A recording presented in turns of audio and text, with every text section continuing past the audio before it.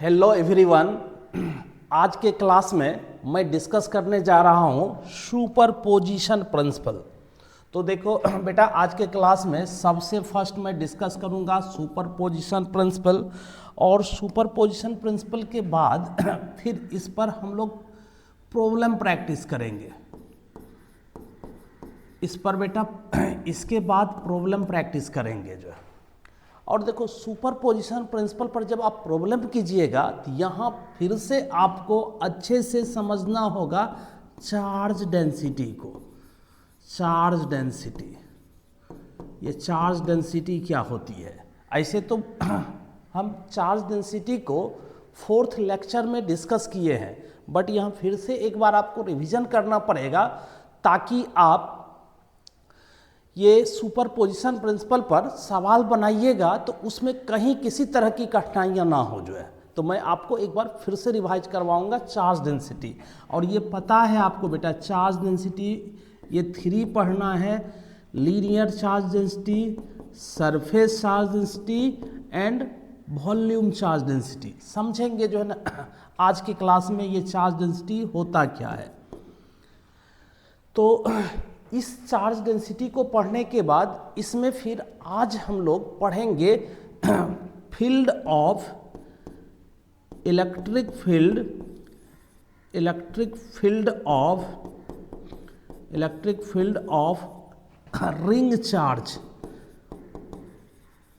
Ring charge.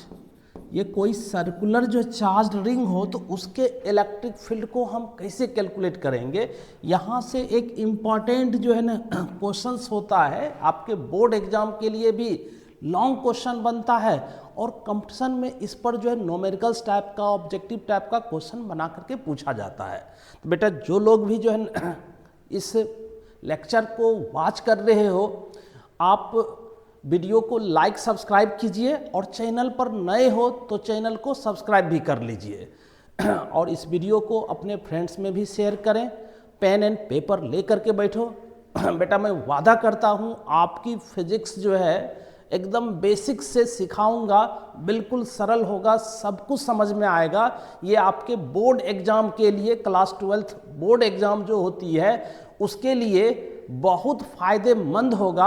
और साथ ही साथ यदि आप करना चाहते हो नीट, या आपको करना है IIT JEE क्वालिफाई, तो आपके लिए ये वीडियो जो है ना मील का पत्थर साबित होगा। चलिए मैं स्टार्ट करता हूँ आज का लेक्चर। स्टार्ट करता हूँ बेटा। सबसे फर्स्ट समझना ये चार्ज डेंसिटी, ये सुपरपोजिशन प्रिंसिपल होता क्या है। तो किसका सुपरपोजिशन प्रिंसिपल पढ़ेंगे? इलेक्ट्रिक फील्ड का। अब तुम ये मान लो, सपोज ये कोई पॉइंट है, हम एक पॉइंट दिखा लेते हैं। सपोज यहाँ एक हम कोई पॉइंट दिखा लेते हैं, पॉइंट P ये, और इस पॉइंट P के सराउंडिंग में यदि यहाँ कोई चार्ज पार्टिकल्स रखी हुई है, सपोज ये चार्ज कितना है बेटा? Q1 है, और इसका नेचर हम प्लस मान लें।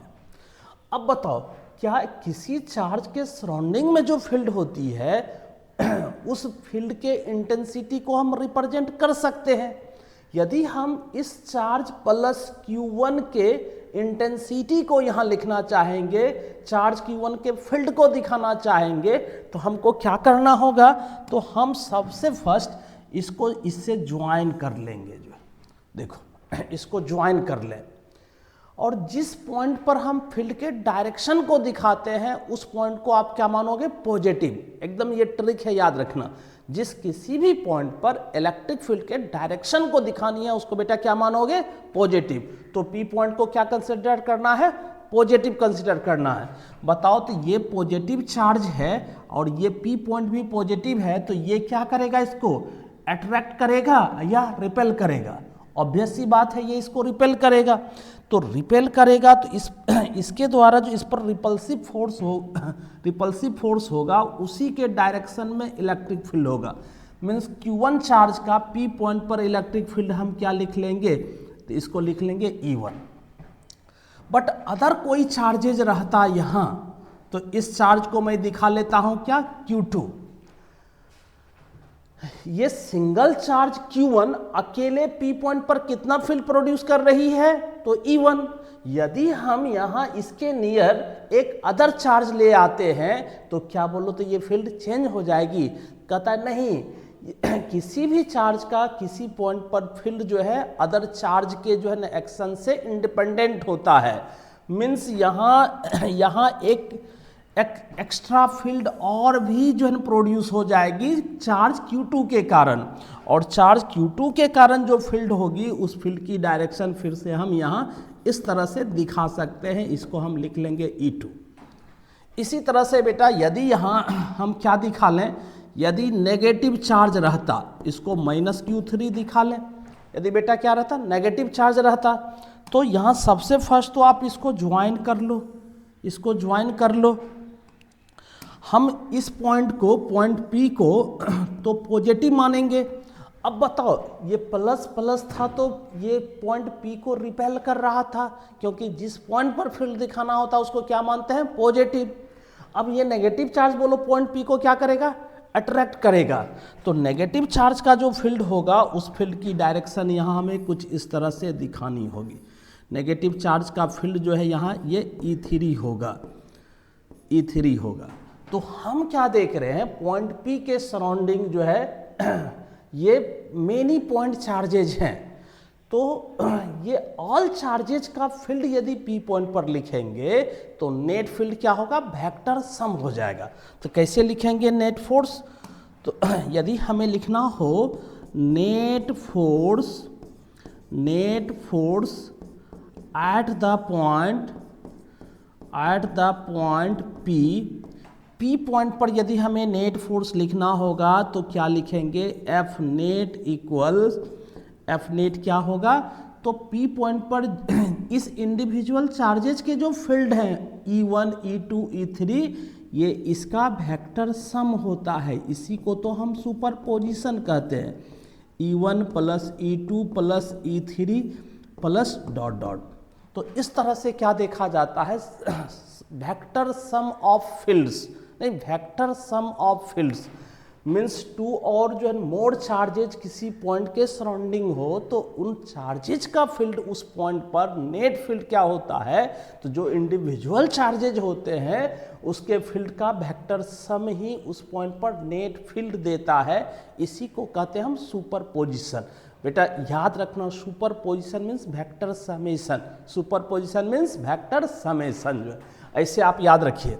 अब आपको जो है ना यदि ये पता हो Q1 से पॉइंट P का यदि पोजीशन वेक्टर पता हो R1, Q2 से पॉइंट P का पोजीशन वेक्टर पता हो R2, और Q3 से पॉइंट P का पोजीशन वेक्टर पता हो कितना, R3, तो तुम देखो तो क्या लिख सकते हो। अब नेट फील्ड यदि हमें लिखना होगा, नेट फील्ड, तो इसको मैं क्या लिख पाऊंगा, तो इसको लिख पाऊंगा इस तरह से 1/4 पाई एप्सिलॉन नोट, ये हो जाएगा चार्ज Q1, ये हो जाएगा R1 cube into R1 vector form ऐसे फील्ड को लिखा जाता है। जो है तुम चाहो तो इसके बदले, ये तो कांस्टेंट है, K क्या है 1/4 पाई एप्सिलॉन नोट, तुम चाहो तो इसके बदले तो ये कांस्टेंट भी यूज कर सकते हो। तो हम यहाँ ये ना लिख करके इसके बदले ये कांस्टेंट के लिख लें। इसी तरह से यदि Q2 चार्ज का P पॉइंट पर फील्ड लिखेंगे तो 1/4 पाई एप्सिलॉन नोट के बदले क्या लिख लेंगे बेटा, K, ये लिखेंगे Q2/R2 cube R2 vector, plus इस तरह से हम Q3 चार्ज का फील्ड लिखेंगे तो ये हो जाएगा K Q3/R3 का cube into R3 vector and so on. इस तरह से और रहता तो इसको लिख पाते। तुम इसी का समेशन ऐसे भी कर सकते हो, K तो कॉमन हो जाएगा और यहाँ क्या बच जाएगा, इसमें K कॉमन हो जाएगा, ये हो जाएगा Q1/R1 cube R1 vector, Q2/R2 cube R2 vector, plus Q3/R3 cube into R3 vector, plus dot dot तो इस प्रकार से हम इसको जब सिंप्लीफाई कर लेंगे या इसको तुम सिग्मा समेशन से भी रिप्लेस कर सकते हो, तो ये क्या हो जाएगा Q I upon are I cube into are I vector. तो ये दे देगा नेट फील्ड, ये होगा बेटा नेट फील्ड जो है, जहाँ के क्या है, के तो कांस्टेंट है, प्रोपोर्शनलिटी कांस्टेंट, और इसका वैल्यू जानते हो 1/4 एप्सिलॉन नॉट भी हम लिखते हैं। तो इस तरह से किसी भी पॉइंट पर 2 और मोर पॉइंट चार्जेज के कारण जब हमको फील्ड लिखना होता है तो इंडिविजुअल चार्जेज के फील्ड का वेक्टर सम करते हैं। इसी को कहा जाता है superposition principle of electric field. I hope कि बेटा आपको समझ में आ जा रहा है। आपको मैं ये रफली दिखाया। अब देखो बेटा इसका एक नोट्स भी बना लो, बोर्ड एग्जाम के लिए इम्पॉर्टेंट है। बोर्ड एग्जाम में यहाँ से शॉर्ट टाइप के क्वेश्चन पूछे जाते हैं।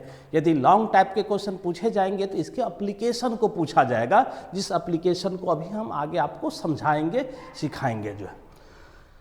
तो चलो इसको रहने देना, इसको नोट नहीं कीजिए, मैं आपको बताता हूँ इसको आप कैसे जो है ना नोट करोगे। कुछ इस तरह से देखना बेटा, आपको एक फिगर दिखाई दे रहा है, ये फिगर दिखाई दे रहा है, तो इसको समझो। यहाँ चार्ज जो है, देखो यहाँ चार्ज जो है क्या है, Q1 है, और यहाँ एक पॉइंट है, सपोज यही पॉइंट P है, जिस पॉइंट P पर हमें Q1 Q2 dot dot Qn charges का फील्ड दिखाना है। तो अब बताओ Q1 चार्ज है तो इसका फील्ड जो है ना पॉइंट P पर क्या होगा, ये प्लस है तो पॉइंट P को हम पॉजिटिव मानेंगे। तो ये चार्ज Q1 पॉइंट P को रिपेल करेगा, तो इसलिए इसका फील्ड जो होगा यहाँ E1 होगा इस डायरेक्शन में। और Q2 चार्ज को बेटा नेगेटिव दिखाए हैं, तो ये नेगेटिव है तो P पॉइंट को तो पॉजिटिव मानना पड़ेगा, जिस पॉइंट पर फील्ड दिखा रहे हैं उसको पॉजिटिव। तो ये माइनस Q2 चार्ज इसको अट्रैक्ट करेगा, तो इसका जो फील्ड होगा पॉइंट P पर, इसको हम क्या लिखेंगे बेटा, E2 लिखेंगे। और इसी तरह से और भी चार्जेस रहता तो उसको दिखाते हम, एक जो है ना जनरल nth चार्ज दिखा लेते हैं। nth चार्ज यदि पॉजिटिव हो तो इसका जो फील्ड होगा इस तरह से होगा जो है। अब देखो बेटा, अब सुपरपोजिशन प्रिंसिपल क्या कहती है, कहती है electric field at a point due to n charges is the vector sum of the electric field due to all those individual charges at that point जो है। बस ये स्टेटमेंट हुआ बेटा superposition principle of electric field का जो है। I hope कि आपको समझ में आ जा रहा है। रुक जाइए, आप नोट्स एक साथ बनाइएगा। अभी आपको क्या बताए, अब इन सारे फील्ड का समेशन हम कर लेंगे, E1 plus E2 plus E3 plus dot dot En कर लेंगे। आपको जो है समझ लेना है, E1 के बाद E2, E2 के बाद E3, E4 ऐसे En तक आएगा। तो नेट फील्ड जो होगा सभी फील्ड का क्या हो जाएगा, वेक्टर सम होगा। इसी को बेटा कहा जाता है सुपरपोजिशन प्रिंसिपल। तो आओ इसको हम अच्छे से इसके एप्लीकेशन के थ्रू समझते हैं। बट पहले बेटा आप वीडियो को पॉज करो, हम स्क्रीन से बाहर होते हैं, आप इसका एक अच्छा सा नोट्स तैयार कर लीजिए, फिर आगे जो है ना बढ़ते हैं, इसके एप्लीकेशन को समझाते हैं। चलिए बेटा जल्दी से नोट कीजिए इसको।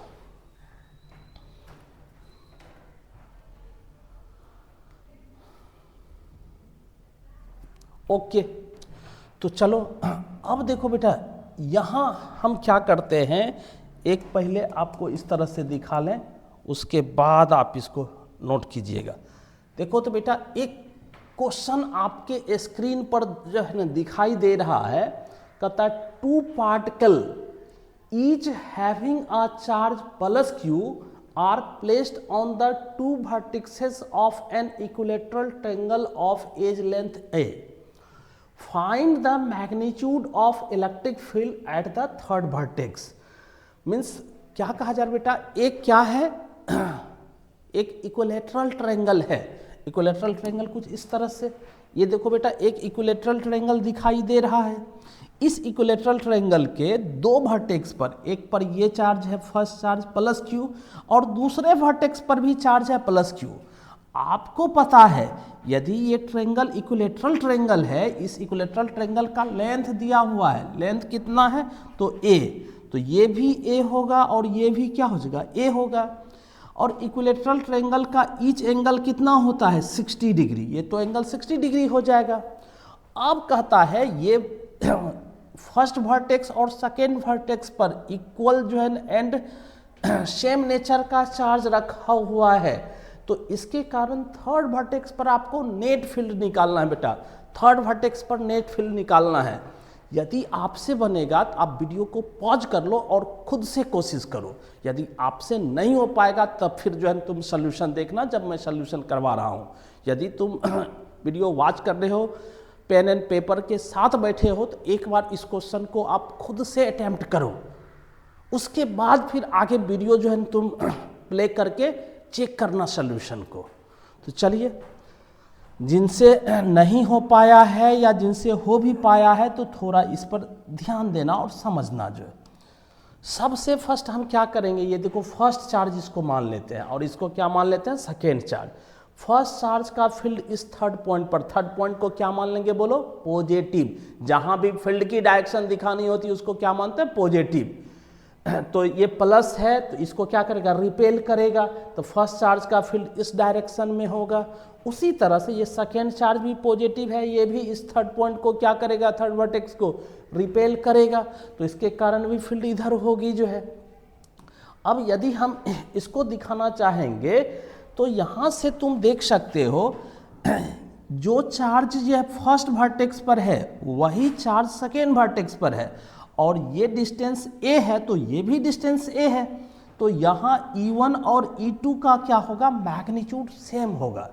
E1 और E2 जो होंगे यहाँ क्या होंगे वह सेम मैग्नीट्यूड का होगा, और इसको तुम कैलकुलेट कर भी सकते हो। कैसे इसको कैलकुलेट कर सकते हो, तो एक सिंगल पॉइंट चार्ज का जो है फील्ड कैसे निकालते हैं, तो इसका तो फार्मूला है स्केलर फॉर्म में लिखते हैं 1/4 पाई एप्सिलॉन नॉट, और किस चार्ज का, इस चार्ज का हम फिर लिखेंगे यहाँ, तो इस चार्ज को Q लिखेंगे और जो है डिस्टेंस क्या है a है तो a का स्क्वायर कर ले। तुम चाहो तो इस तरह से नहीं लिखना चाहो तो इसके प्लेस पर तुम k भी लिख सकते हो, ये कांस्टेंट हम k भी यूज करते हैं, KQ/a², बोलो ये हो जाएगा।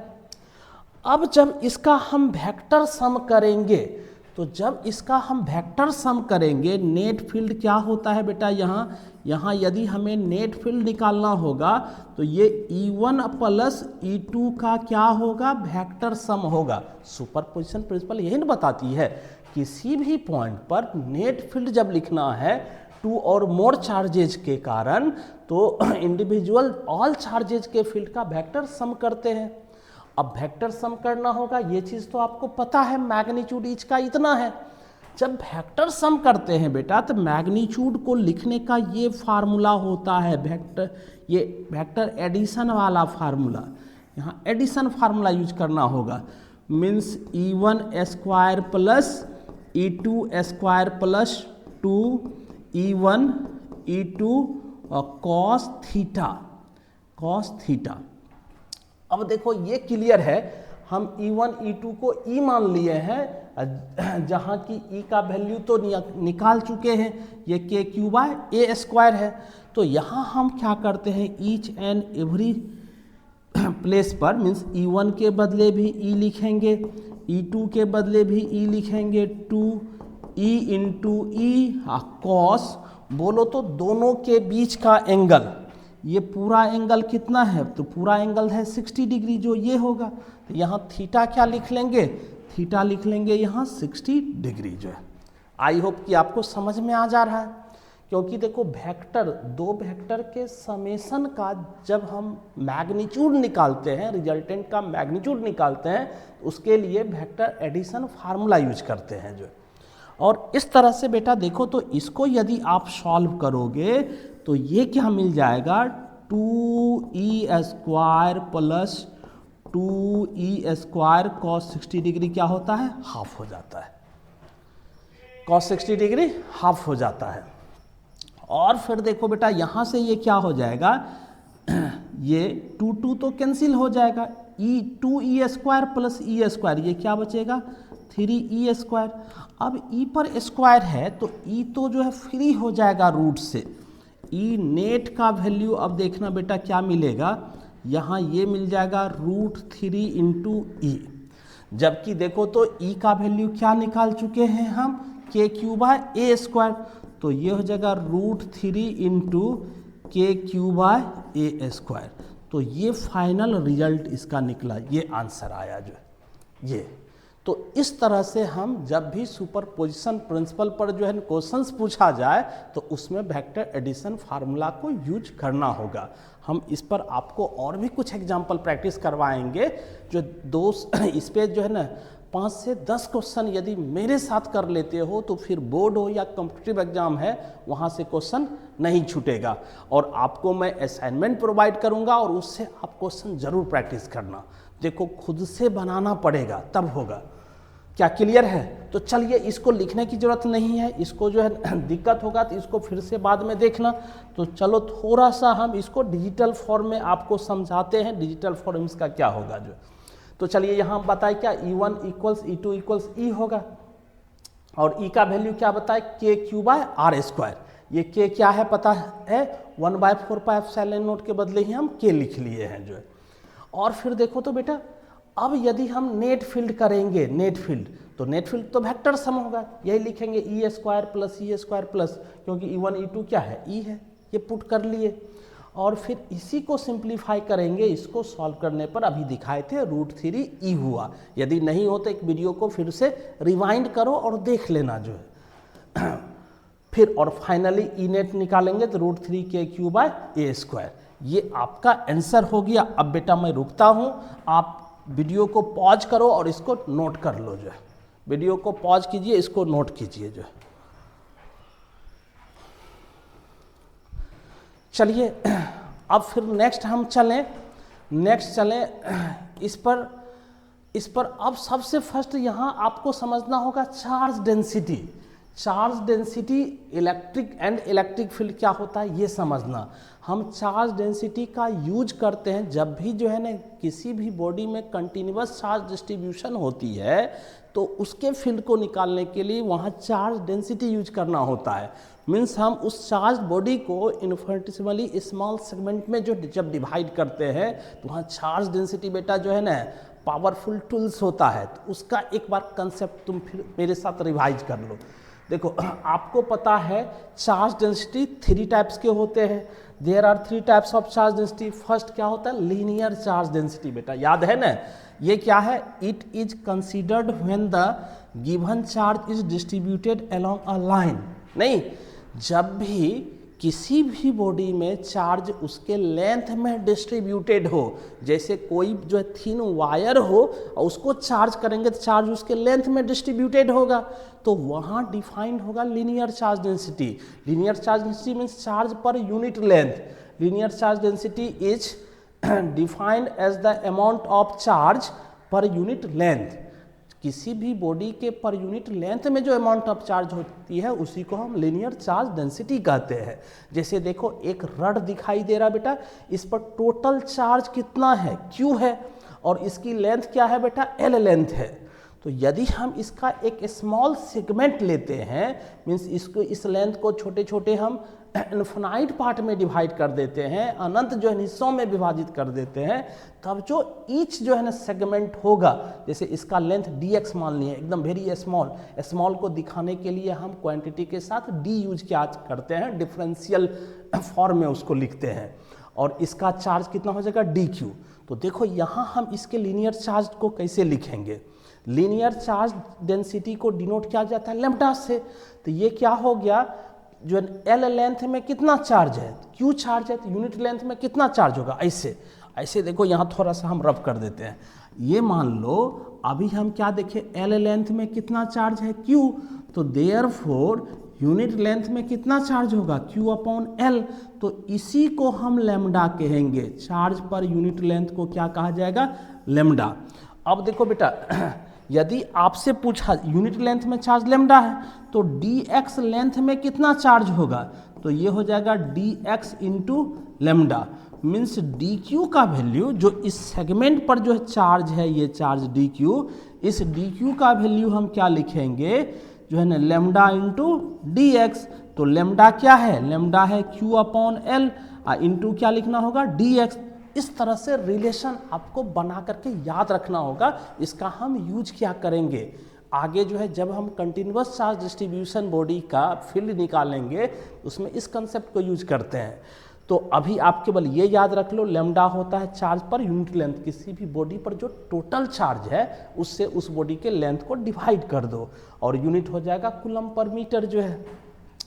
तो चलिए नेक्स्ट इसमें समझते हैं कौन होगा। नेक्स्ट इसमें ऐसे भी लिख सकते हैं d q equal to lambda into d x. नहीं, ये डी क्यू किसके इक्वल होगा, लेमडा इंटू डी एक्स के इक्वल होगा। इस कंसेप्ट को बेटा याद रखो। और फिर जो है ना, यदि हमें अब फील्ड लिखना होगा, अब सपोज हमें इस चार्ज रड के कारण यहाँ इस पॉइंट पर हमको फील्ड निकालना हो तो फील्ड का क्या फार्मूला होता है। यहाँ यदि फील्ड निकालना होगा तो फील्ड का क्या फार्मूला होगा, तो पहले हम इस एलिमेंट्री चार्ज के कारण फील्ड लिखेंगे। तो ये फील्ड क्या हो जाएगा, D E equals 1/4 pi epsilon not, ये हो जाएगा डी क्यू डिवाइडेड बाय, मान लो यहाँ से यहाँ तक का डिस्टेंस क्या है तो x है तो x लिख लेंगे डिस्टेंस, या r है तो ये डिस्टेंस क्या लिख लेंगे, r का स्क्वायर लिख लेंगे जो है ये। अब इसी को इंटीग्रेट यदि कर देते हैं, इसी को इंटीग्रेट कर देते हैं तो ये टोटल फील्ड दे देता है। तो ये टोटल फील्ड दे देगा, इसके बदले तुम चाहो तो k लिख सकते हो, इसके बदले तुम चाहो तो यहाँ k लिख सकते हो। तो इंटीग्रेशन ऑफ k, देखो डी क्यू को क्या लिखेंगे, lambda into d x divided by r square, r square. ये इस फॉर्म में याद रखिए, इलेक्ट्रिक फील्ड का ये फार्मूला होता है चार्ज डेंसिटी के टर्म में। आई होप कि बेटा आपको ये समझ में आ जा रहा है। रुक जाइए, आप एक साथ नोट्स बनाइएगा, मैं आगे और भी आपको समझा दूँ। अब देखो लीनियर चार्ज डेंसिटी के लिए ये कंसेप्ट याद रखो, ये फार्मूला तुम जो है ना बना के रखो, लिख लेना इसको अच्छे से। फिर क्या होता है, सरफेस चार्ज डेंसिटी। देखो बेटा सरफेस चार्ज डेंसिटी क्या होता है कि यदि 1D बॉडी हो, जैसे कोई वायर हो, कोई जो है ना सर्कुलर रिंग हो, तो इसमें ओनली लेंथ होते हैं, तो जब भी चार्ज करते हैं तो बॉडी के लेंथ के अलोंग चार्ज डिस्ट्रीब्यूटेड होता है, और वहाँ जो होगा क्या, लीनियर चार्ज डेंसिटी डिफाइन होगा जो है। वहाँ इलेक्ट्रिक फील्ड को हम लैम्डा के टर्म में लिखते हैं। कैसे लिखते हैं तो यहाँ समझाया गया। अब है क्या, 2D यदि बॉडी हो जाए, 2 डायमेंशनल हो जाए, जिसमें लेंथ और ब्रेथ दोनों हो, जैसे आपके जो है ना कॉपी का पन्ना, नहीं आपके बुक का पेज जो है, तो पेज में लेंथ भी है ब्रेथ भी है, तो ये 2 डायमेंशनल होगा। जब उसको हम चार्ज करेंगे, चार्ज उसके पूरे सरफेस एरिया में डिस्ट्रीब्यूटेड हो जाएगा, तो तब वहाँ पर यूनिट सरफेस एरिया जो अमाउंट ऑफ चार्ज होगी उसी को कहते हैं हम सरफेस चार्ज डेंसिटी। तो आइए आप सरफेस चार्ज डेंसिटी को समझिए। It is considered when the given charge is distributed over a surface। किसी भी बॉडी के सरफेस में जब चार्ज डिस्ट्रीब्यूटेड होता है, कोई स्फीयर है उसके सरफेस में, कोई डिस्क है उसके सरफेस में, जब चार्ज डिस्ट्रीब्यूटेड है तो वहाँ डिफाइन होता है सरफेस चार्ज डेंसिटी। अब सरफेस चार्ज डेंसिटी किसको कहेंगे, surface charge density is defined as the amount of charge per unit area. नहीं, amount of charge per unit area को ही हम कहते हैं बेटा सरफेस चार्ज डेंसिटी। और सरफेस चार्ज डेंसिटी को किससे डिनोट करते हैं, तो इसको हम डिनोट करते हैं सिग्मा से। सिग्मा, मान लो ये कोई जो है ना बॉडी है जिसके सरफेस में टोटल कितना चार्ज है, क्यू चार्ज है, तो इस पर जो टोटल चार्ज है क्यू, उसको हम डिवाइड कर देंगे इसके सरफेस एरिया से, तो ये दे देगा सरफेस चार्ज डेंसिटी। और सरफेस चार्ज डेंसिटी का यूनिट क्या होगा, कूलम पर मीटर स्क्वायर। देखो चार्ज का यूनिट कूलम, एरिया का यूनिट मीटर स्क्वायर होगा। अब इलेक्ट्रिक फील्ड जब निकालेंगे तो उसके लिए क्या फार्मूला बनेगा, तो अब यहाँ मान लेते हैं ये जो पूरा एरिया है वह ए है, तो यदि इसके पूरे एरिया को तुम छोटे छोटे इनफाइनाइट एरिया से मिलकर बना मानो, तो ईच सेगमेंट का एरिया, ईच एलिमेंट का एरिया क्या हो जाएगा, डी ए, और उस पर जो चार्ज होगा उसको हम डी क्यू मान लेते हैं। तो अब पता है आपको ये जो है ना डी क्यू कैसे निकालेंगे, तो यूनिट एरिया में कितना चार्ज है, सिग्मा, तो D Q D A area में कितना चार्ज होगा, सिग्मा इंटू डी ए। तो इस डी क्यू को क्या लिखेंगे, सिग्मा इंटू डी ए। जैसे यहाँ लिखे थे ना डी क्यू को lambda into d x. D x यहाँ एलिमेंट्री लेंथ था, एलिमेंट्री लेंथ से लीनियर चार्ज डेंसिटी को जो मल्टीप्लाई कर दो तो एलिमेंट्री चार्ज निकल गया। उसी तरह से ये एलिमेंट्री चार्ज कैसे निकालेंगे, तो जो है ना यहाँ सरफेस चार्ज डेंसिटी को एलिमेंट्री एरिया, डीए को एलिमेंट्री एरिया बोल रहे हैं, मीन्स स्मॉल एरिया बोल रहे हैं, इससे यदि हम मल्टीप्लाई कर देते हैं तो ये क्या दे देता है, एलिमेंट्री चार्ज दे देता है।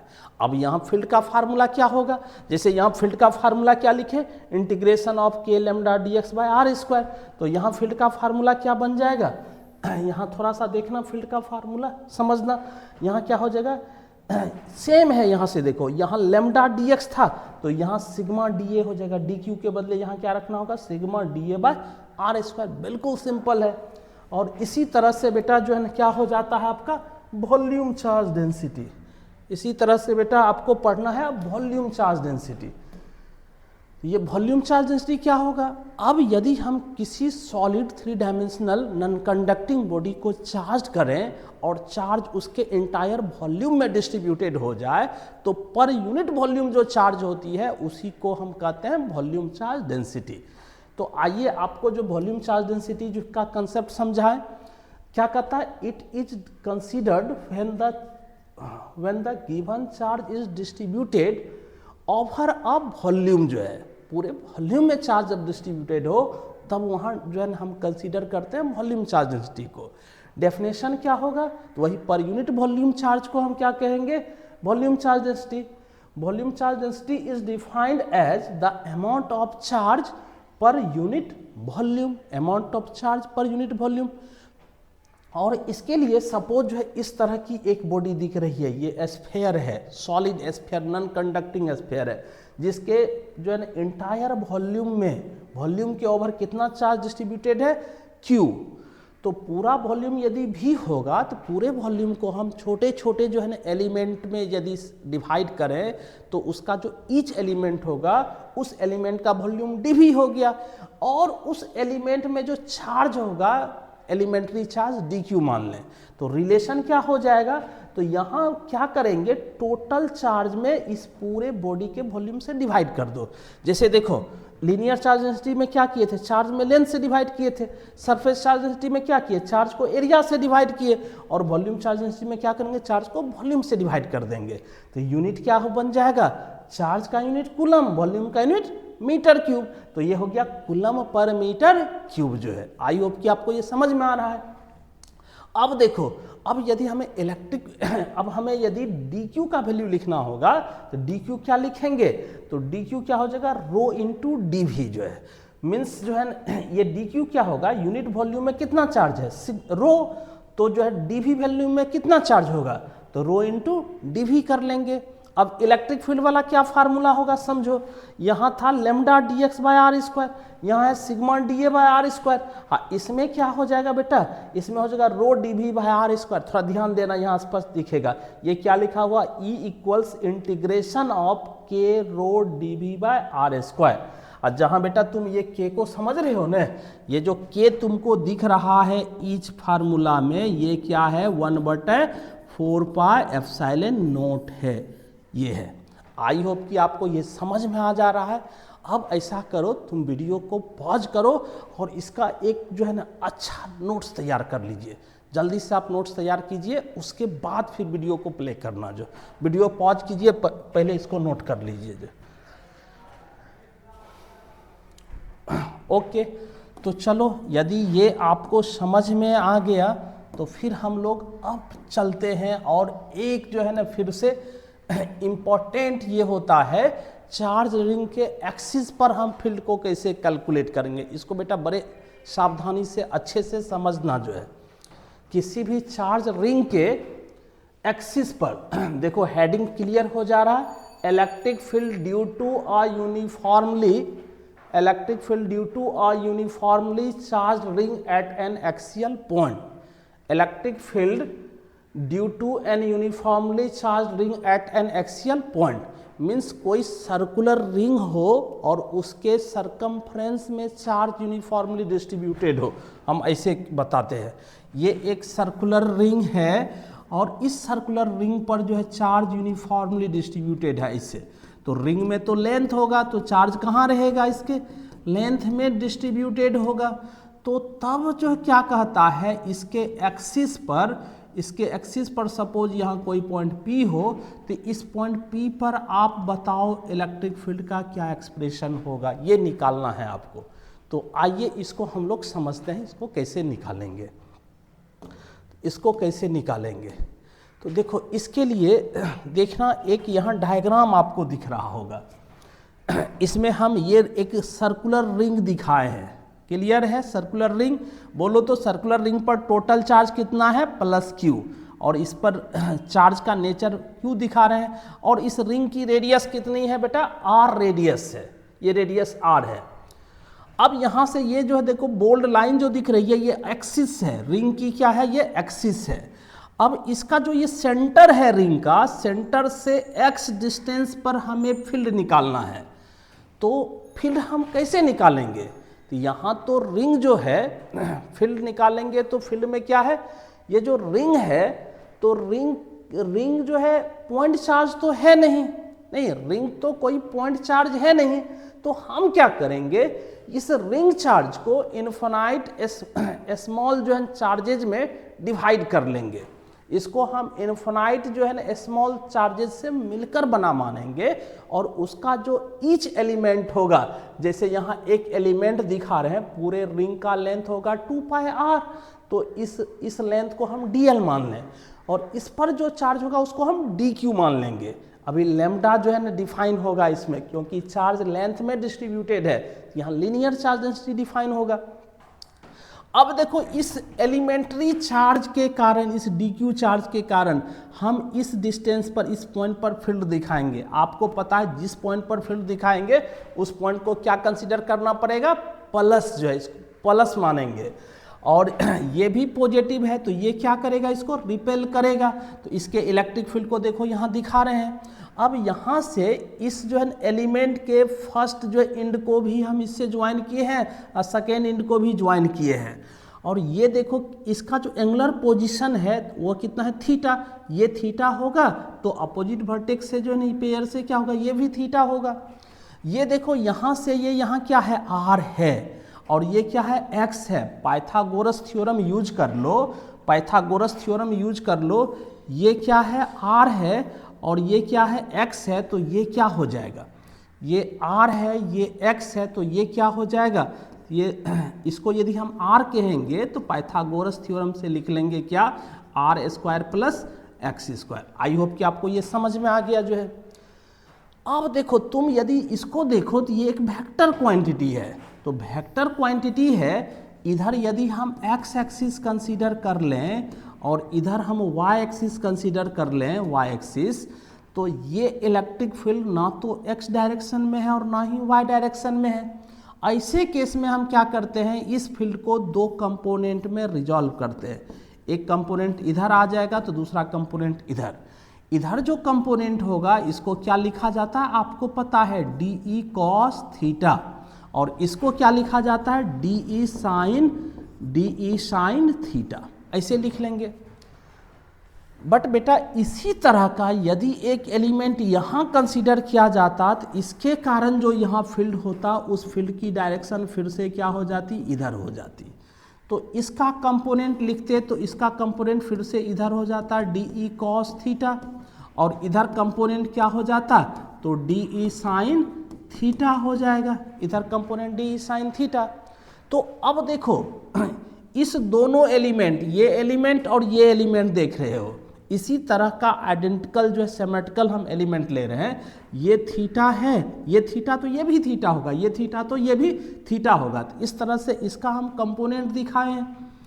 तो इसका जो कोसाइन कंपोनेंट है दोनों सेम डायरेक्शन में है, बट साइन कंपोनेंट दोनों अपोजिट डायरेक्शन में है। दो वेक्टर मैग्नीट्यूड में इक्वल हो, डायरेक्शन में अपोजिट हो, तो दोनों एक दूसरे को कैंसल आउट कर देगी। तो मीन्स फाइनल हम इस पॉइंट पर यदि फील्ड देखेंगे तो वह केवल इसका कोसाइन कंपोनेंट से ही मिलेगा।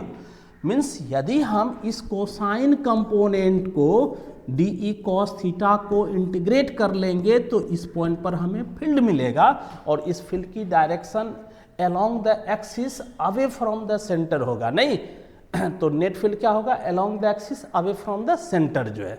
तो इस तरह से आपको सोचना पड़ेगा जो है। तो आओ इसको और भी अच्छे से, थोड़ा सा ये फिगर जिगजैग हो गया, हम अच्छे से इसको समझाएं। सबसे फर्स्ट देखो, ये रिंग चार्ज जो है इसका लीनियर चार्ज डेंसिटी डिफाइन करना है। कैसे लीनियर चार्ज डेंसिटी डिफाइन होता है? चार्ज में लेंथ से डिवाइड करेंगे, नहीं, चार्ज को तुम लेंथ से डिवाइड कर दो तो क्या डिफाइन हो जाएगा? Linear charge density. तो Q/L होता है। तो यहाँ L क्या है? रिंग का, सर्कुलर रिंग का लेंथ, इसका सरकमफ्रेंस पता है 2πr होता है, सर्कल का सरकमफ्रेंस 2πr। तो इस पूरे रिंग का जो लेंथ होगा वो तो 2πr होगा। तो इस तरह से लैम्डा क्या होगा? Charge by length means Q/2πr, ये हो जाएगा। अब देखो, यदि आप इसको समझते हो, इसके पर यूनिट लेंथ में कितना चार्ज है, तो लैम्डा निकल गया Q/2πr। Consider a small element of length dl and charge dq। देखो, इसका एक स्मॉल एलिमेंट जो है कंसीडर कर लिए हैं जिसका लेंथ dl है, चार्ज dq है। अब यदि हम लिखना चाहेंगे dq, अभी पीछे समझा चुके हैं dq क्या होता है? Lambda into dl। बट जो है ना यहाँ लैम्डा इंटू क्या होगा? dl होगा।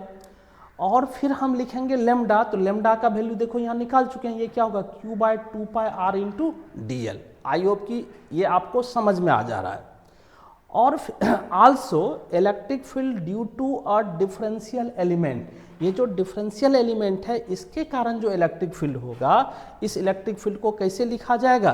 तो देखो, यहाँ से यहाँ का डिस्टेंस, अभी ये स्मॉल r हम लिखे हैं जिसका ये वैल्यू होगा, तो डिस्टेंस पता है r और चार्ज पता है dq, तो ये de का क्या वैल्यू हो जाएगा? ये 1/4πε0। उसके बदले क्या लिख लेंगे यहाँ? 1/4πε0 के बदले k लिख लिए हैं। चार्ज कितना है? dq, और dq/r²। अब तुम चाहो तो इस r², ये r का वैल्यू इतना है, इसका स्क्वायर करेंगे तो स्क्वायर रूट खत्म हो जाएगा, तो इतना बचेगा, तो de ये आ गया। बट dq का वैल्यू इतना हम निकाल चुके हैं जो है। तो कंसीडर अनेदर एलिमेंट, यहाँ इसको यहाँ रख लेता हूँ। Consider another element, we see that de sin theta component cancel out. नहीं, अभी दिखा रहे थे ना, यदि इसी के तरह एक दूसरा एलिमेंट यहाँ कंसीडर करेंगे तो उसका जो फील्ड होगा सिमेट्री के कारण क्या होगा? उसका जो de sin थीटा कंपोनेंट होगा वो क्या होगा? कैंसिल आउट हो जाएगा। तो फाइनल जो है ना, यहाँ इस पॉइंट पर हमें जो फील्ड देगा वह कोसाइन कंपोनेंट के कारण, और वह होगा along the axis and away from the centre जो है। इस बात को हम समझा चुके हैं आपको जो है। यदि समझने में दिक्कत हो तो वीडियो को रिवाइंड कीजिए, फिर से उसको देख लीजिए जो है। और अभी बताए बेटा, अब क्या करेंगे? ये जो कोसाइन कंपोनेंट है de cos थीटा, इसी को इंटीग्रेट करेंगे तो नेट फील्ड मिलेगा। अब इसको इंटीग्रेट करेंगे तो इसमें आपको पता है, देखो de, तो de का वैल्यू हम यहाँ निकाल चुके हैं, k dq/r² प्लस x²। तो ये हो गया k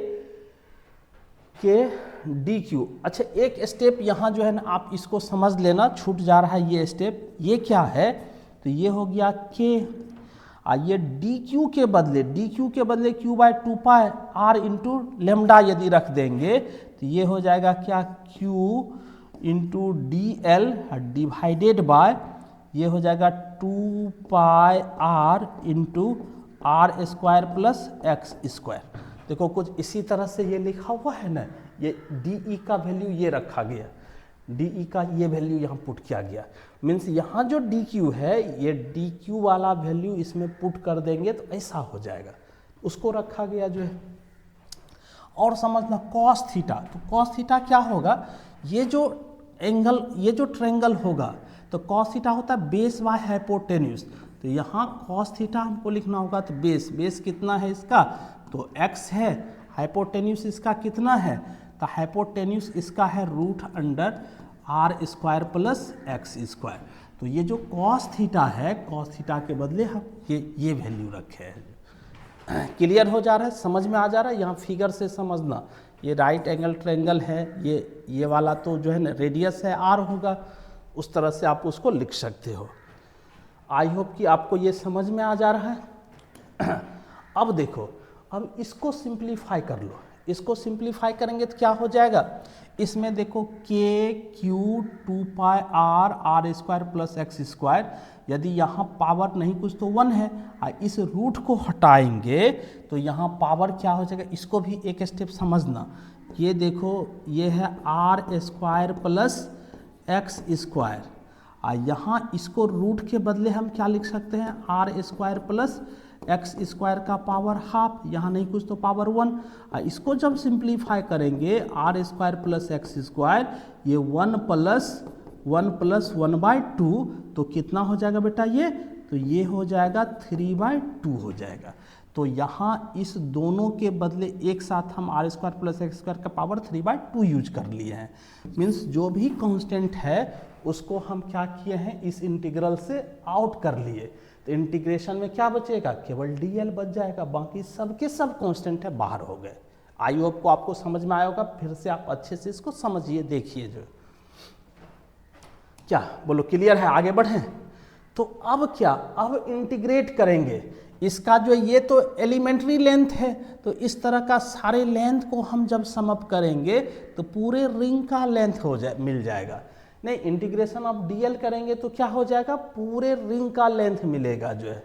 for a point far off from the centre of the ring x very very greater than r, we have r square plus x square. इसको जो है ना हम क्या करें, यदि जो है ना सेंटर से बहुत दूर चले जाएं तो आर स्क्वायर को नेग्लिजिबल कर लेंगे, किसके रिस्पेक्ट में, एक्स स्क्वायर के रिस्पेक्ट में। मीन्स इस टर्म को रिप्लेस कर देंगे हम किससे, ओनली एक्स स्क्वायर से।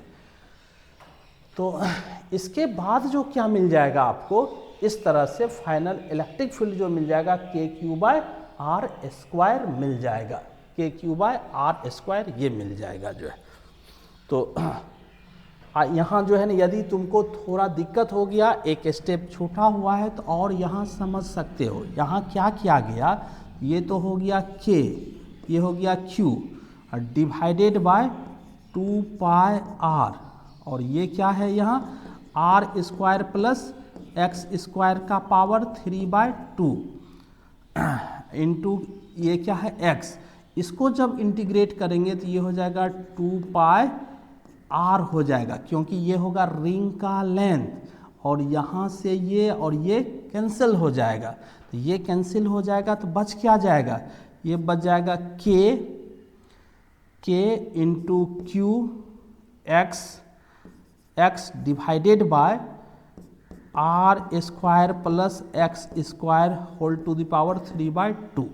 तो इस रिजल्ट को भी बेटा याद रखना, इस रिजल्ट को ऐसा करते हैं, इसको हम अच्छे से यहाँ लिख लेते हैं। यहाँ वाला एक स्टेप छूट जा रहा है, यहाँ इसको लिख लेना। ये हो जाएगा E इक्वल्स, इसको सिंप्लीफाई करने पर K into q divided by K into q into x divided by r square plus x square whole to the power 3/2। ये भी इम्पॉर्टेंट रिजल्ट है, आप इसको याद रखो। जहाँ k का वैल्यू क्या है, तो k है मेरा 1/4 पाई एप्सिलॉन नॉट, ये तो बार बार लिखा रहा है।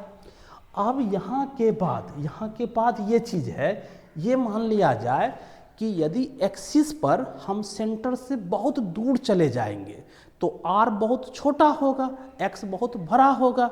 जब हम स्क्वायर करते हैं तो स्मॉल क्वांटिटी का स्क्वायर और भी स्मॉल हो जाता है, और लार्ज क्वांटिटी का स्क्वायर और लार्ज हो जाता है। मीन्स x का स्क्वायर करेंगे, x लार्ज है, बड़ा है, तो वह जस्ट लाइक हाथी का वेट हो जाएगा, और r का स्क्वायर करेंगे तो r बहुत छोटा है, चींटी है, तो मीन्स वह चींटी का भार हो जाएगा। मीन्स यहाँ समझना है, ये आर स्क्वायर अब चींटी का वेट है और एक्स स्क्वायर हाथी का वेट है। यदि हाथी के वेट में तुम चींटी के वेट को ऐड करोगे तो क्या हाथी का वेट चेंज हो जाएगा? नहीं होगा। मीन्स यहाँ एक्स स्क्वायर के रिस्पेक्ट में आर स्क्वायर नेग्लेजिबल है, तो इसको इसमें ऐड कर दो तो वो भी फिर वही आ जाएगा, एक्स स्क्वायर ही आ जाएगा। तो तब हम यहाँ अब जो देखो इसको नेग्लेक्ट कर लिए, इस पूरे टर्म के बदले क्या एक्स स्क्वायर रखेंगे। तो जब यहाँ हम एक्स स्क्वायर रखेंगे, यहाँ लिख करके दिखाते हैं, यहाँ क्या जो है रखेंगे, ये रखेंगे के क्यू एक्स डिवाइडेड बाय ये हो जाएगा r square plus r square को तो आपको नेगलेक्ट कर लेना पड़ेगा। इस पूरे टर्म के बदले अब क्या लिखना होगा, एक्स स्क्वायर, नहीं इस पूरे टर्म के बदले एक्स स्क्वायर, इसका पावर क्या 3/2, यहाँ से 2 कैंसिल हो जाएगा, तो क्या बचेगा के क्यू एक्स अपॉन ये क्या हो जाएगा एक्स क्यू। यहाँ से ये जो x है इस x से ये एक्स क्यू कैंसिल हो करके मीन्स ये लगभग वैल्यू आएगा, एग्जैक्ट नहीं कह सकते हैं, लगभग ये इतना आएगा। या तो इसको इतना याद रखो या इसको ऐसे लगभग लिखो 1/4 पाई एप्सिलॉन नॉट ये q अपॉन एक्स स्क्वायर, ऐसे भी याद रख सकते हो। आई होप कि आपको बेटा ये अच्छे से समझ में आया। यदि आपको ये समझ में आ रहा है तो आप पहले इसका एक जो है ना नोट्स बना लो, वीडियो को पॉज कीजिए और चलिए इसका एक नोट तैयार कीजिए जल्दी से, क्विकली।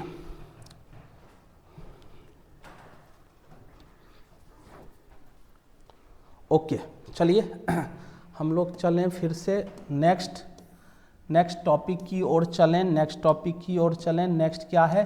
अब देखो बेटा इसी में, अच्छा इसको तो तुम ऐसे कह सकते हो, the result under the specified condition, इसको भी लिख लेना, matches with the field due to a point charge at a distance x from it. कोई बात नहीं है, ये पॉइंट चार्ज की तरह जो ट्रीट करेंगे अब इसको, जब क्या x बहुत बहुत बड़ा हो r के रिस्पेक्ट में। तो अब बेटा इस पर एक क्वेश्चन और आपको समझना है, इसमें क्या दिया गया है बोर्ड पर, थोड़ा आप पढ़िए क्वेश्चन को पढ़िए और समझिए। कहता find the position along the axis of a uniformly charge ring where the magnitude of electric field is maximum, also determine the magnitude of maximum electric field at this position. जल्दी से देखो तो क्या इसको समझ में आ रहा है।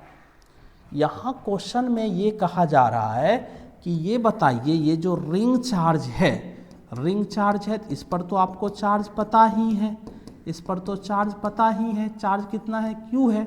यदि इसके सेंटर से x डिस्टेंस पर आप इलेक्ट्रिक फील्ड निकालते हो तो इलेक्ट्रिक फील्ड का क्या फार्मूला अभी निकाल चुके हैं, ये है k q x divided by r square plus x square का पावर 3/2।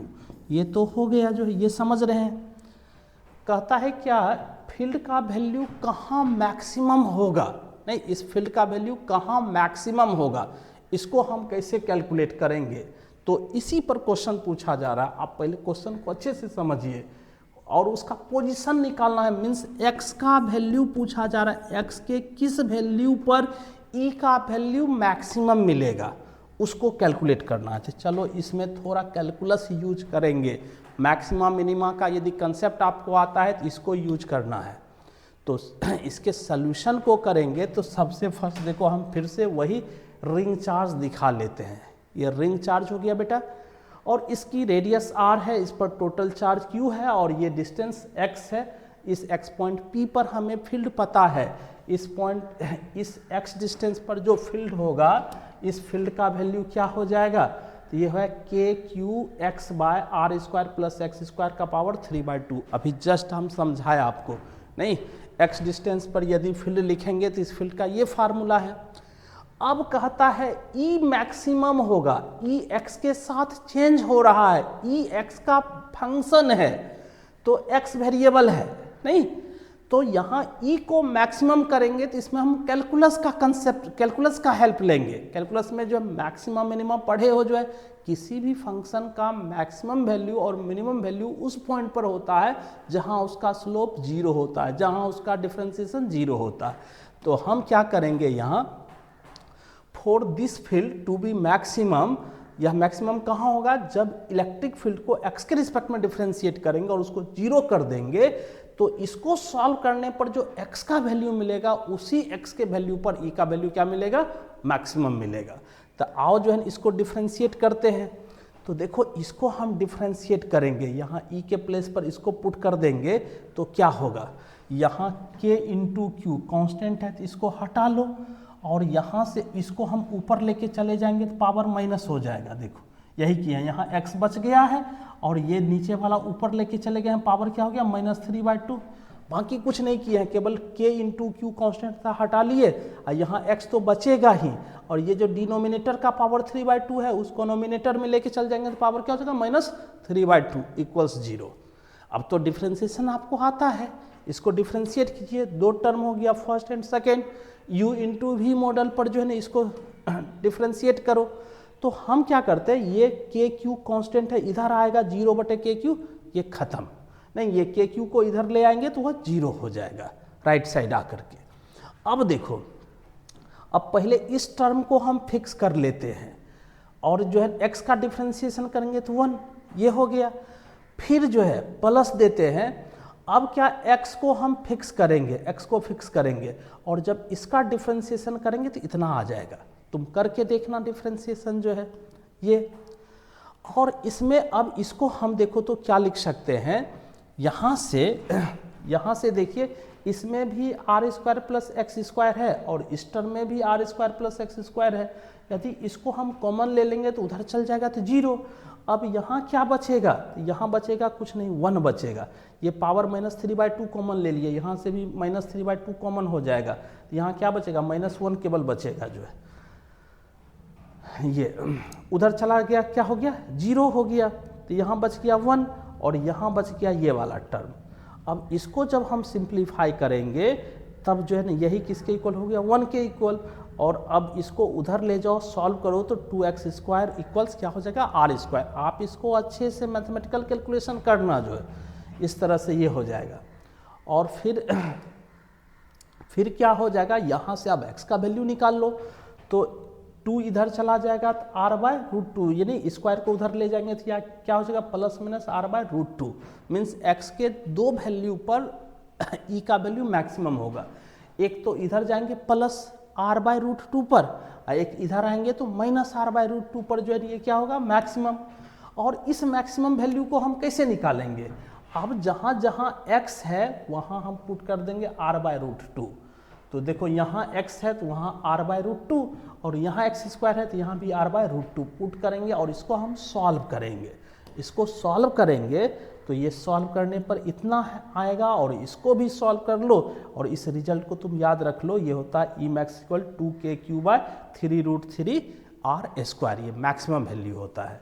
आई होप कि बेटा आपको ये अच्छे से समझ में आया तो आप इसको पहले नोट कीजिए फिर आगे बढ़ते हैं।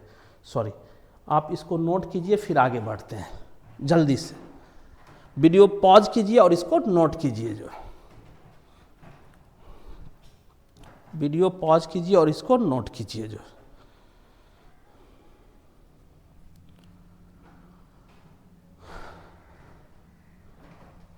ओके, चलिए तो अब आगे हम चलते हैं। इसमें देखो बेटा क्या अभी देखे, यदि कोई रिंग चार्ज है, ये कोई रिंग चार्ज है तो जिस पर कितना चार्ज है टोटल चार्ज क्या है इस पर बेटा, तो इस पर टोटल चार्ज Q है, इस पर टोटल चार्ज Q है। हम क्या देखे हैं, इससे x डिस्टेंस पर इलेक्ट्रिक फील्ड का वैल्यू क्या मिल गया है, तो ये मिल गया है KQx/r² प्लस x² का पावर 3/2। ये अब यहाँ नोट में समझना, नोट में यदि हम पूछेंगे ए में एट द सेंटर तो बोलो सेंटर पर क्या होगा, सेंटर पर x का वैल्यू 0 होगा। यदि यहाँ से इस पॉइंट P को हम सेंटर O पर लेके चले आएंगे तो पॉइंट P इधर आएगा तो x घटेगा, सेंटर पर आ जाएगा तो x का वैल्यू क्या होगा 0 और इसमें पुट कर देंगे तो इलेक्ट्रिक फील्ड भी क्या होगा 0 और 0 वैल्यू इसका क्या है मिनिमम वैल्यू है। तो सर्कुलर चार्ज रिंग के सेंटर पर इलेक्ट्रिक फील्ड 0 एंड मिनिमम होता है। क्लियर हो गया।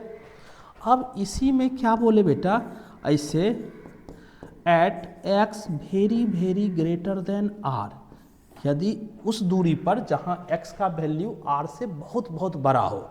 अभी हम निकाल चुके इसमें e का वैल्यू इसमें कितना लगभग आ गया था, यह आ गया था KQ/x²। KQ/x² आ गया था। अब यहाँ से तुम और देखो थर्ड में क्या देखो बेटा, यदि इसको देखेंगे तो यहाँ हम देख रहे हैं x लार्ज डिस्टेंस पर x के साथ जो है e कैसे जो है चेंज हो रहा है, इन्वर्सली प्रोपोर्शनल टू x²। यहाँ यदि x टेंस करेगा इन्फिनिटी को तो e टेंस करेगा किसको, जीरो को जो है, मीन्स इलेक्ट्रिक फील्ड दो जगह जा कर के जीरो होगा। कहाँ कहाँ जीरो होगा, तो एक तो सेंटर पर जीरो होगा, एक इन्फिनिटी पर भी क्या होगा, जीरो होगा जो है। और भी बेटा और भी देखिए इसको, ये तो हो गया इन्फिनिटी पर जो है ना, ये क्या हो गया, जीरो हो जाएगा। अब यदि हम इसके बीच ग्राफ प्लॉट करेंगे, इसके बीच ग्राफ प्लॉट करेंगे तो ये ग्राफ क्या होगा, तो इसके बीच यदि ग्राफ प्लॉट किया जाएगा, सपोज यही इलेक्ट्रिक फील्ड है और इस इलेक्ट्रिक फील्ड में यहाँ हम क्या दिखा लेते हैं, इधर एक्स एक्सिस दिखा लें और इधर हम दिखा लेते हैं वाई एक्सिस। ये इधर एक्स एक्सिस, इधर वाई एक्सिस, इधर लेंगे हम एक्स और इधर लेंगे हम इलेक्ट्रिक फील्ड को लेंगे जो। एक चीज़ तो क्लियर है, एक चीज़ क्या क्लियर है, यहाँ x का वैल्यू क्या है, जीरो, और सपोज यहाँ x का वैल्यू क्या हो जा रहा है, थोड़ा और ठीक से जो है बनेगा, तुम ये अंडरस्टूड है ये समझना, r/√2, और इधर x का वैल्यू हम क्या दिखा लेंगे, x का वैल्यू ये भी r/√2, ये माइनस में होगा और ये प्लस में होगा, ये याद रखो जो। तो अब देखो यदि इसके बीच ग्राफ प्लॉट की जाएगी, इसके बीच ग्राफ प्लॉट की जाएगी, इस पर वैल्यू मैक्सिमम होता है।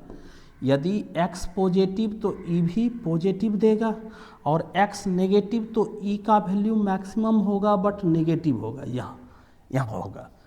और इन्फिनिटी पर ये प्लस इन्फिनिटी, इधर क्या हो जाएगा, इधर हो जाएगा माइनस इन्फिनिटी। यदि अब इसके बीच तुम ग्राफ ड्रॉ करो तो ग्राफ कुछ इस तरह से नॉन लीनियरली इंक्रीज करेगा, मैक्सिमम होगा और फिर इन्फिनिटी पर जा कर के जीरो हो जाएगा। यहाँ भी नॉन लीनियरली इंक्रीज करेगा, मैक्सिमम होगा, फिर इन्फिनिटी पर जा कर के जीरो हो जाएगा। तो ये हो गया बेटा, ये येलो कलर का जो आपको कर्व दिख रहा है, ये वेरिएशन बता रहा है, किसके बीच का वेरिएशन है, तो ये है E वर्सेस Fx ग्राफ। ये तो इस तरह से इलेक्ट्रिक फील्ड डिस्टेंस के साथ जो है किस तरह से वेरीज कर रहा है, उसका ये ग्राफ होगा। आई होप कि आपको ये अच्छे से समझ में आ जा रहा है। इसका आप एक नोट तैयार कर लीजिए, और आपके काम का वीडियो लगे तो इसको लाइक कीजिए, दोस्तों में शेयर कीजिए, और आप चैनल पर नए हैं तो जो है चैनल को सब्सक्राइब कर लीजिए और बेल आइकन भी टच कर लीजिए। हम लोग मिलते हैं फिर से नेक्स्ट जो है लेक्चर में, लेक्चर 9th में, और उसमें फिर से मैं लेकर के आता हूं जो है ना नेक्स्ट टॉपिक। तब तक के लिए आप सबका रिवाइज करो, NCERT बुक्स बनाइए, JEE का क्वेश्चन बैंक बनाइए, और नीट का क्वेश्चन बैंक जो टॉपिक वाइज वाला है उसको बनाइए आप जो है। चलिए मिलते हैं हम लोग नेक्स्ट क्लास में। Okay bye.